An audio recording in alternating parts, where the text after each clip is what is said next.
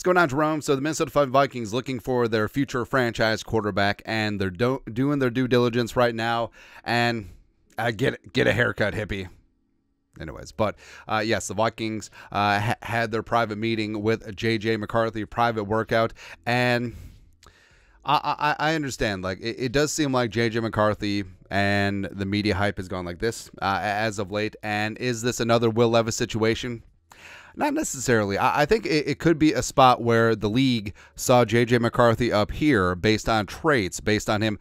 All he does is win, win, win, no matter what. Versus, all right, so say the league already saw JJ McCarthy up here, and the draft community, social media, us jabronis, fans of the drafts, we saw JJ McCarthy down here, but then all of a sudden, so it seems like he's rising up when really it's more equilibrium as NFL draft insiders are getting some more insight to scouts and decision makers of where the league actually does rate JJ McCarthy. And it could be one of those situations, but you're betting on the come. You're betting on what you've seen glimpses of. You're betting on the player that he can be in 2, 3, 4, 5 years. And that's exactly what the draft is about. But it's easier to have that leap of faith when you can see tangible production. You look at May, you look at Williams, you look at Penix, etc. But with McCarthy, it's a question. It's like, did Michigan run because they had McCarthy, or was McCarthy just stuck in a run-first offense? Or could it be a little bit of both? But what sticks out to me is what McCarthy did on third down, what he did under pressure. And yes, there's a lot of things for him to work at. But I understand that a team, especially like the Vikings, where the quarterback is not going to be thrown to the wolves, you do have time to work with him, and he's going to be surrounded by great talent. I understand why a team like that would be interested in a project like McCarthy. But although I feel like we still have some reservations because of Mike McCarthy, the grown-up version of the kid from Up. We're not ready to adopt McCarthyism, so I don't know, man. But he does look good. He does look good in purple, man. And there reportedly will be some competition for his services, whether it be the Raiders or the Broncos or the Giants. And this is a long-winded way of getting into Field Yates releasing his mock draft 2.0. And it's kind of overcooking my grits a little bit, where I am in on JJ McCarthy, but I'm not ready to give up the world for McCarthy, if that makes sense. So Infield's mock draft, the Vikings do trade up to 5 with the Chargers. Now, of note, so not going to give away the entire thing, but Williams, Daniels, May, then the Cardinals at 4 decide to stick and pick with Harrison Jr., which makes sense, where they don't want to lose their number 1 guy. They already have an extra first-round pick, and moving down to 11, maybe that's too much of a drop where they'll have to settle for offensive tackle 3-4 or wide receiver 4, where they can just get their guy up at 4. Fully understand that. But the Vikings move up with the Chargers up to 5. Now, the leverage point for the Chargers is the Giants, and I do believe that the Giants legitimately would be in on quarterback. I don't think that's a smoke screen.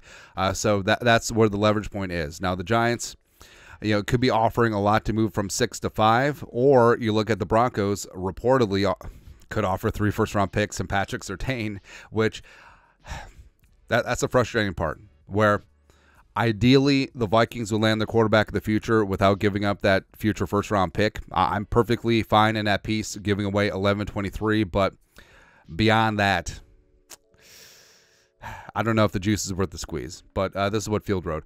Projected trade, Vikings eye their quarterback of the future. 3 quarterbacks are already off the board, and Minnesota has a big hole there after Kirk Cousins signed elsewhere in March. So I have the Vikings sending number 11, 23 this year, and additional 2025 first rounder to the Chargers to move up to 5 for the class's QB4. Los Angeles, meanwhile, picks up valuable assets to build its rooster back up. And then later on, they take J.C. Latham from Alabama, the tackle, and then Adonai Mitchell, the wide receiver from Texas/Georgia at 23. Blah, blah, blah. So, but the Vikings at 5. JJ McCarthy, dynamite.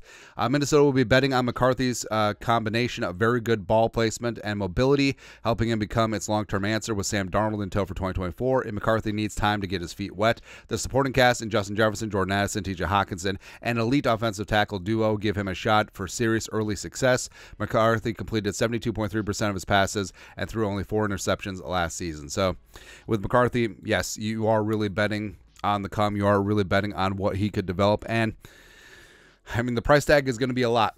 But also, given the scarcity of the resource, and spoiler, the Broncos do take quarterback Bo Nix at 12. But if the Broncos want to get up into the stratosphere for their supposed alleged preferred pick, I mean, the Vikings are going to have to do some box out work. Now, if that's the case, I mean, if it came down to the Vikings giving up 3 first-round picks, so 11, 23, and that future 2025, I don't know. Like, maybe it's that spot where you just let the Giants have him, or you just let the Broncos have him, and then you roll with Penix and stuff. But at the end of the day, like, if they do see McCarthy as the guy, which honestly, I do think that he comes in with a high floor, given his experience in a pro-style system, given his accuracy, given him taking care of the football, given that he plays with him in himself, he takes what the defense gives him. But does he have that ceiling? You know, does he have that ceiling where he's able to become a guy that you not only win games with, but you win games because of, that you can win a Super Bowl because of? Now, I do think that Williams and May do have that ceiling. I think Daniels is up there as well. But does McCarthy have that same ceiling? TBD. TBD. There's a lot to like, but there's a lot of question marks. And I get it. Like, if he's the guy, he's the guy, and go get him. But that's a lot. That's a lot. Because... yeah, you have to be careful, because the Vikings are a very young team, and sometimes things take time to gel, and there's a non-zero chance that 2025 first-round pick is going to be a valuable selection. Look what happened to the Panthers. Right, so they traded up heaven and earth for Bryce Young, and they had a booty season, and they gave away the number 1 overall pick. So I obviously don't think the Vikings would be that bad, but ideally you'd like to hang on to that first. But like I said, if JJ is the guy, and hell, all draft boards are different. Maybe the Vikings, at the end of the day, do have McCarthy ahead of May, ahead of Penix, ahead of Daniels. At least that's what they'll say at the press conference. I don't know, man. But either way,